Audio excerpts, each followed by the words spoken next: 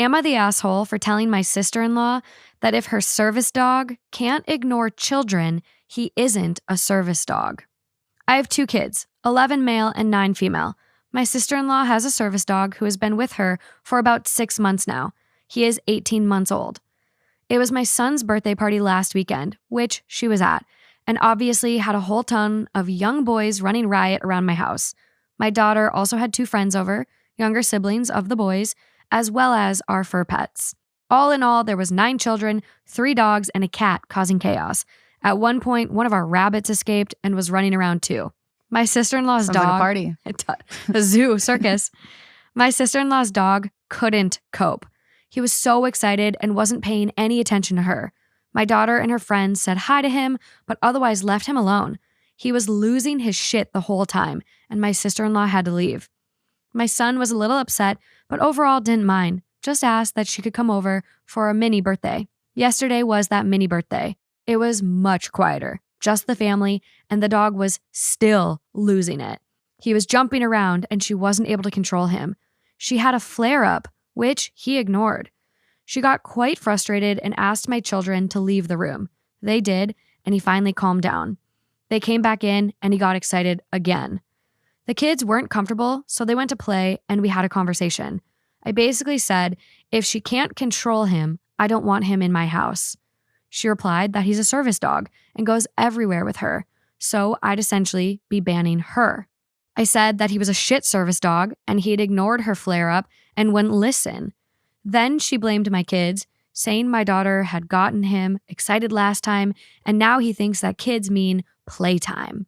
I told her that if her service dog can't ignore children while working, he's not really a service dog. She got upset and left, saying she was uncomfortable with me. Later on, my husband pulled me aside and asked me to apologize because I'd hurt her feelings. I said I didn't think an apology would be worth it because I'm not sorry. I meant what I said. He told me he understood, but that it's a bitchy move to not even try to apologize. She then texted me and said that he had a situation with a child when he was in training, but she is paying out money to get him retrained now. I don't know what that situation is, but I do feel bad. I think she was trying to use my kids to socialize him, and it hasn't worked, and I feel much worse. I haven't yet responded, because I do still somewhat stand by what I said, but I also feel awful about making her feel so insecure. Am I the asshole? I was one bad decision away from cheating on my wife, and it made me reevaluate how I view cheaters and cheating. I, 28 male, have been married to my wife for 6 years and together for 10. In that 10 years, I have never once even been close to being unfaithful until now. I hated cheaters. My dad was a cheater. His dad was a cheater. His dad was probably also a cheater. I saw how my dad's inability to keep it in his pants destroyed my mom. I knew I would never treat my wife like that and would ensure she feels cherished all the time. I think I do. I want for her to feel loved and have never actively thought about being unfaithful, but now I'm realizing how easy it is, and it's less than just a thought. I am in the military and got sent to Hawaii for a temporary duty assignment. It was 8 weeks apart due to my wife being tied up at work. She only stayed with me there through the first weekend. While there, I developed a close relationship with a coworker a bit younger than me. We had similar interests, wanted to visit the same places on the island while off work, and had great conversations. There was a physical attraction there that I genuinely didn't notice. I was just building a friendship in a new place I was in for a few weeks.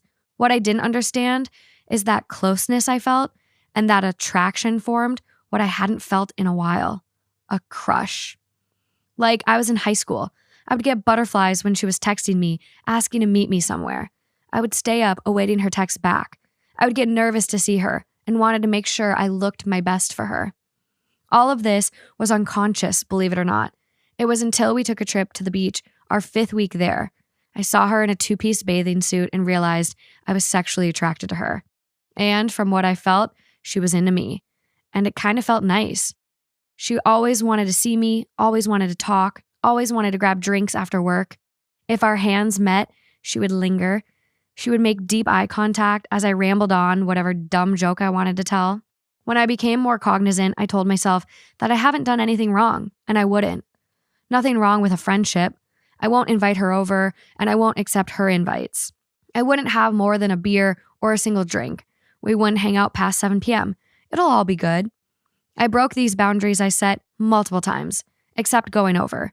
Every time I did, I proved that I could be a little lenient without wanting to do her, which was awful logic. The final test came the week she was set to leave back to her home. She lived in Texas. I was in Maryland. Multiple states away, very little chance we'd see each other again anytime soon. We hung out her last night there. Boundary number 1, we were out past 7. Boundary 2, I had more than a few drinks in my system. She told me flat out she thought I was very attractive. She said that she wanted to spend her last night with me. She suggested we split a hotel room and a bottle of wine and see where things went. Boundary number 3, if I said yes, I would have had sex with her. Even if I backed out last minute, it doesn't matter. The only reason why I would do it is so I could sleep with her. I spent what felt like hours debating it, with her little pushes towards this and my inability to maintain boundaries giving way. I was able to spit out let's just call it a night. We have to be up early tomorrow. We caught a ride back to our lodging and went our separate ways. She gave me a very long hug at the end of her final day. It felt weird seeing how easy it was, how nice it feels to fall for someone again, and how deeply you can be in it before you even realize you're doing something inappropriate. This isn't to excuse cheating or to say I am a hero. I did bad things. I did inappropriate things. Things my wife wouldn't be happy about if I told her. But my point is, it's easy, too easy. It can just happen if you're not actively working to reinforce boundaries. My 29 male boyfriend takes advantage of being a golden retriever, and I, 28 female, am fed up. I, 28 female, have been with my boyfriend for 6 years. We've been living together for the past 2. He's a giant, dorky, handsome gamer with a naive, childlike heart. Recently, he went on a work trip with a new colleague, 29 female, and came back on cloud 9. Shortly after, I noticed he was hiding his phone. I asked if he noticed he was doing so. He said, quote, "Oh, no." A few days later, I explicitly asked him if he was texting his colleague. He said yes, and I lied before when you asked because I didn't want you to get the wrong idea. We had been going through some other relationship issues related to his avoidant attachment, so I believed him, but asked if he could slow down building this new relationship as we work to fix ours. He agreed. He's a golden retriever. He just wanted everyone to be happy. 2 days later, I felt what can only be explained as women's intuition, or maybe it was the bad falafel. I asked to see his phone, which I've never done.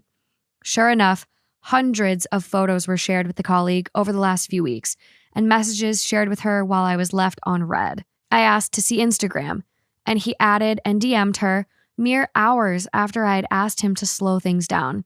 I thought the messages were flirtatious, talking about showers, how it's dangerous to go against HR and add her on Insta. But he assured me that he was not capable of that. Again, he's just a cuddly dog. A week later, he told me that he told his colleague that I was uncomfortable with their relationship.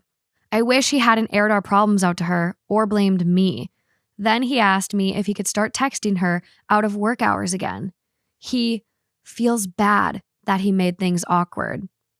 All throughout this, he still neglected our underlying relationship problems and instead prioritized her and her needs. When I call him out, it's my fault for assuming such a lovable guy could be capable of such calculated betrayal. He's close friends with 2 of his exes, so I don't have a problem with him having female friends. But this is different. Am I overreacting or just stupid?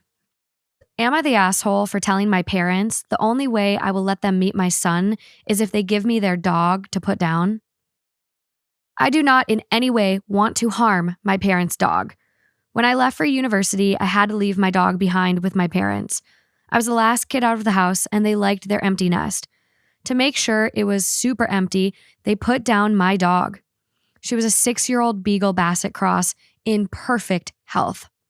I had rescued her. I got a job to pay for her food and vet. Before I left, I quintuple checked with my parents that they were okay taking care of her while I was at school. Whoa. They were not. They told me she got out of the yard and was hit by a car. I found out the truth from my brother, and I cut them out of my life. Wow. They killed my best friend. My friend from high school had offered to take her, but I didn't want to have her get attached and then have to fight to get my dog back. I honestly thought I could trust my parents. It's been 8 years since I've talked to them. Wow. They were not invited to my wedding, and I do not attend family gatherings where they are. I have a 3-month-old son now with my husband. My brother and his family were over to meet him, and he asked me if I'm ever going to forgive our parents. I said no. My mom contacted me and asked what it would take for me to forgive them and let them meet their grandson.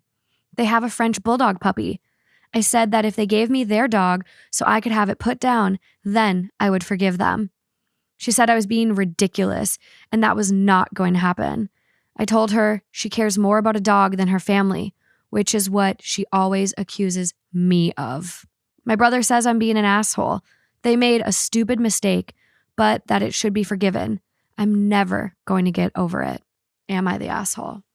Am I the arsehole for telling my husband that if he fights for custody of his kids, I will divorce him? Story time. So I have never had the desire to have kids. But do I feel like I ever will, to be honest? I don't want to have nor care for anyone else's children. So I married my husband, who we will call Steve. And I had absolutely no idea that Steve was a dad until 5 days ago. I'm a self-employed girly, so my wage is really good for the amount of working hours that I have to do. I'm quite flexible in the hours that I work. So in terms of our finances, we have a joint account which all of our bills and like rent and stuff comes out of. Then we have our own separate accounts for fun money and savings. So Steve sat me down about 4 or 5 days ago and said, I haven't been completely honest with you. Great babe, we've only been married for a year or whatever. Steve tells me that he doesn't have one child, he actually has 2 children, when I thought he didn't have any. And the eldest is 10, the youngest is 7. Apparently he's been paying regular child support for them ever since both of them were born. But over the years of paying the child support, this has dipped into his fun money. And now Steve would like some of that fun money to be his again. He doesn't really want to be paying for the kids.